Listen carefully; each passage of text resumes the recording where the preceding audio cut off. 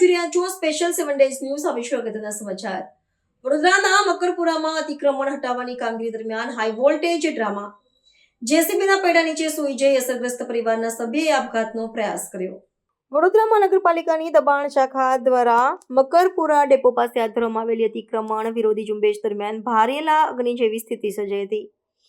પાલિકાનું તંત્ર જ્યારે વર્ષો જૂના બાંધકામો તોડવા માટે જેસીબી મશીન સાથે ઘટના સ્થળે પહોંચ્યું ત્યારે એક અસરગ્રસ્ત પરિવારના સભ્યએ પોતાની આજીવિકા અને આશરો છીનવાઈ જવાની ભીતિએ મરણીયો પ્રયાસ કર્યો હતો. આ શખ્સ ચાલુ જેસીબીના પૈડા નીચે સૂઈ ગયો હતો, જેના કારણે સ્થળ પર હાજર અધિકારીઓ અને પોલીસના જવાનોના જીવ અદ્ધર થઈ ગયા હતા.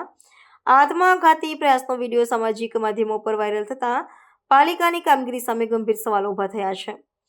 પીડિત પરિવારના જણાવ્યા અનુસાર તેઓ વર્ષ 1979થી આ સ્થળે વસવાટ કરી રહ્યા છે અને તેમની પાસે વસવાટના જરૂરી દસ્તાવેજો પણ છે. રહીશોનો આક્ષેપ છે કે મહાનગરપાલિકાએ નોટિસ આપ્યા બાદ આ સમગ્ર મામલો હાલ ન્યાયાલયમાં વિચારાધીન છે. તેમ છતાં પાલિકાના વહીવટીતંત્રે ન્યાયતંત્રની અવગણના કરીને મનસ્વી રીતે તોડી પાડવાની કાર્યવાહી હાથ ધરી છે.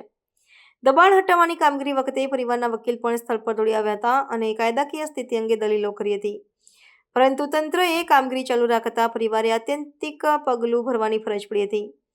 આ ઘટનાને પગલે મકરપુરા વિસ્તારમાં સ્થાનિકોમાં ભારે રોષ જોવા મળી રહ્યો છે. વિરોધ પક્ષોએ પણ પાલિકાની આ બુલડોઝર નીતિ સામે પ્રહારો કરતા જણાવ્યું છે કે ગરીબ પરિવારોને વૈકલ્પિક આશરો આપ્યા વિના આ પ્રકારે નિરાધાર કરવા તે અમાનવીય છે. બીજી તરફ પાલિકાના અધિકારીઓએ દાવો કર્યો છે કે નિયમ મુજબની પ્રક્રિયા બાદ જ આ કાર્યવાહી હાથ ધરવામાં આવી હતી. હાલમાં તંગદિલીને જોતા વધારાનો પોલીસ બંદોબસ્ત તૈનાત કરવામાં આવ્યો છે અને ન્યાયાલયના અંતિમ આદેશ સુધી આ વિવાદ વધુ વકરે તેવી શક્યતા છે.